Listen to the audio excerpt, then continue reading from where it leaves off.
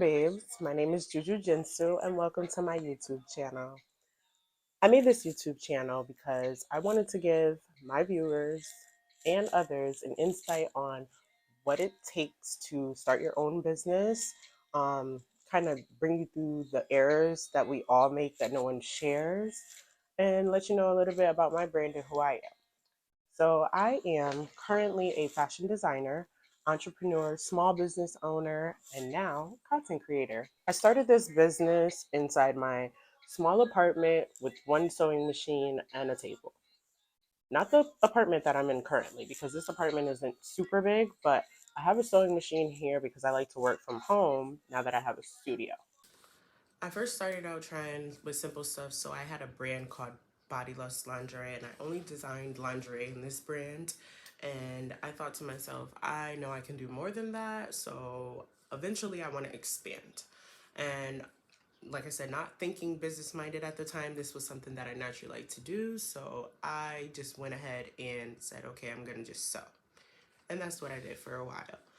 Then COVID hit, as we all know, and I had to find a way to make a little bit more money to sustain the bills that I had because I had some bills, especially when COVID hit. I did still have a job, but I was also expecting a new child. So, yeah, I needed to find a way how to make this more lucrative. So, I decided to design masks that we all know we were wearing masks at the time. So I designed masks and they were a really big hit. But I started off just working out of my house. I didn't have a sewing studio at the time, and I had a table, and I just kind of did everything on that. Eventually, I said to myself, okay, I gotta try to make this kind of work for me. So I decided I'm going to find a space. I knew nothing about the business world, but in my mind, I knew I had to prepare myself for the business world because um, it was going to be, in my mind, I envisioned a sewing studio and a boutique, and I wanted people to be able to come and request certain items, but also buy whatever items that I had designed or that I had inside my space. So, after searching and searching and searching, I did that kind of like on my free time. I found what I thought was cheap at the time was a space for $800. And this space kind of was just, it was in a good area, but the businesses that were in the building I was in did not match what I did. So there were like therapists, there were chiropractors, just advisors, and nothing really along the lines of anything creative, fashion related, or retail related in this building.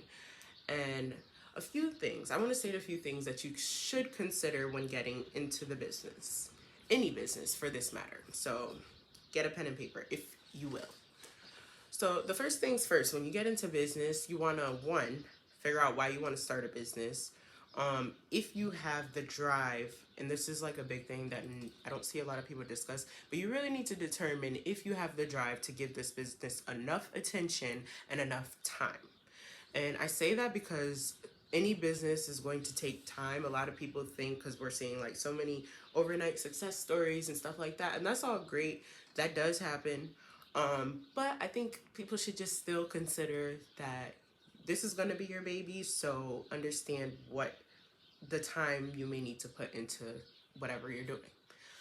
So the second thing is where you're at financially and if your business is going to require certain finances. So let's say you want to start a business and you want to start like a vending machine business. If you were to do something like that, you would probably need to find a vending machine or some sort of vending source.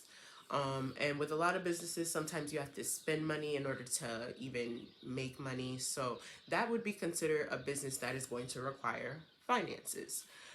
Or you can be very savvy and start a business that you need absolutely no money. And I plan on doing a whole separate video where I list many businesses you can get into that require no money at all. But those two things is pretty much crucial because everyone tries to tiptoe around those things. And I feel like if you're just kind of like honest with yourself from jump. Hey, I'm gonna need this amount of money. Hey, I'm not gonna need any money whatsoever. That'll kind of tell you how far you can go getting started. Um, but the third thing is to actually just get started. So if you have an idea, I have a golden rule where if you have an idea and it keeps coming to you over and over, do not sit on it. In the day and age we're in, I do not advise anyone to sit on an idea. If you have an idea, do something with it. Write it down, come back to it in a couple days and figure out how you can dab on it a little more. Or actually go out and get what you need for the idea, or actually start talking and telling people about the idea, whatever the idea may be. And I just say these things because they are things to think about when starting a business. But if your business is more of a business that is physical, um, it's okay to start small. You don't need a physical space whatsoever. But you want to consider the area that you're in. Do you get a lot of foot traffic in your area? So that goes back to what I was telling you guys. In the business that I chose, I knew I was in fashion, and I thought, hey, there are other fashions outside the building that I'm in, so I'll get a lot of foot traffic. The problem was people weren't coming into the actual building, and this building didn't allow signage, which was weird, but I don't know. That was their thing. They didn't allow signage. It was like you had to go into the building and look up for the person on the directory. So that I found that didn't work for me after a few months of wasted money, $800 and not really seeing the best turnout. And I'm very honest with people. Like my first go, I was not seeing a good turnout in the building I was in. It was just not it. But I didn't consider, any of those things. I was just really excited about moving into a space, and that's okay. I needed to make those mistakes in order to know what to do next because I didn't have a blueprint. I didn't buy no one's ebook or anything like that. I just strictly was moving by motion. So that brings me to my fifth tip. My fifth tip to you guys would be to certainly try. Don't be afraid to try. I know sometimes, money decisions can feel really risky, but you'd rather do something and learn from it. If you have, any way of navigating whether a decision is a good one, that's always great. Sometimes most of us are just operating, alone, and there's not always that advocate or someone there to be like, hey, I don't know if this is going to work out, which I've tried. I've brought friends and others with me, but when you're not in the business of anything, if you don't run a business already, you probably don't know either. So I would suggest either consulting in someone who knows a little about business or knows about the area of business that you're, thinking about working in. Ask other business owners in the area, which is what I did after the location I was in. So after the location I was in, I decided I was going to move. I started scouting other areas and I asked other business owners, how's the area over here? How are the customers? How's the foot traffic in the new building I was going to move in? I was really discouraged at first because I thought, oh my God, I'm moving out of my first space so soon and I'm so proud of it, but like, what am I going to do next? And I was just in complete panic. My sixth tip to you guys is to not panic. Business errors happen. Business issues happen. Things come up and things change in your life.